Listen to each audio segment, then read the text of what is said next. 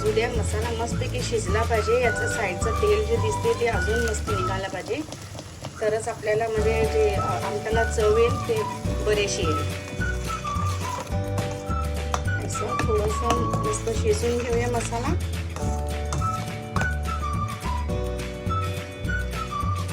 या आंबट धाना सांगाती, चावल्याच्या रोट्या सांगाती, एकदम मस्त लागतं.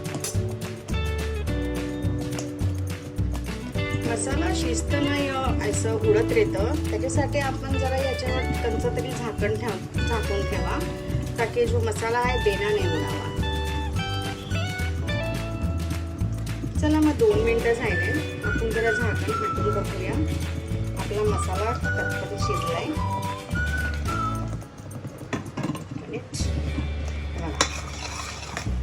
मस्त शिजलाय.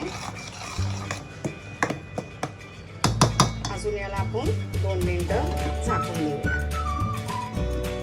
थोडं अजून याला शिजू दे.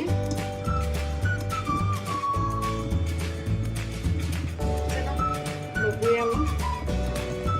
मस्तपैकी शिजलाय. थोडं आपण मिक्स करू थोडंसं. मग जो वाटण्याचा पाणी होता यांमध्ये थोडा अजून पाणी घातलाय मी. तो वाटण्याचा पाणी मी याच्यामध्ये टाकते.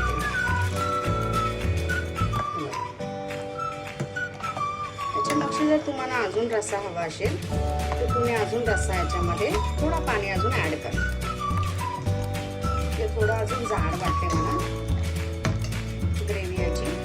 थोडंसं पाणी म्हणजे एक अर्धा कप आवळा पाणी मी अजून ऍड करते.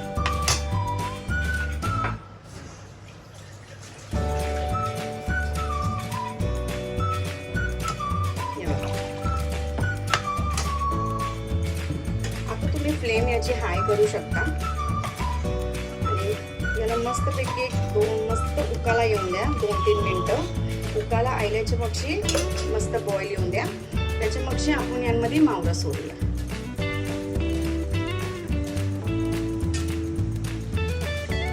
त्याला मस्त उकाला आयलाय बघा. आता आपण काय करू, ही जी आंबोशी आहे ती पण मी टाकते.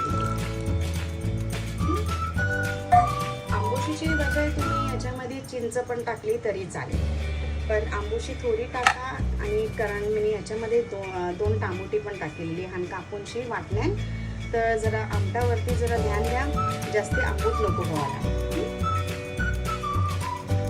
आता मी या मावळं सोडते याच्यामध्ये.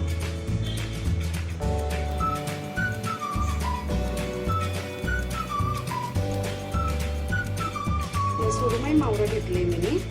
तुम्ही याच्याऐवजी उपा बोला, रावस बोला, तुमच्या आवडतीचं मावळं तुम्ही याच्यामध्ये याच ग्रेव्हीमध्ये बनवू शकता. खूप टेस्टी लागतं आणि खूप खावायला पण मस्त लागतं. आता आपण चवीनुसार मीठ घालूया. मीठ थोडं कमी टाका, कारण मावळं जवळ मी हळद आणि थोडं मीठ लावून मॅरिनेट करायला ठेवले ना, मावळ्याला पण मीठ आहे, तर मीठ जास्त नाही पडलं पाहिजे, यासाठी मीठ जरा कमी टाका.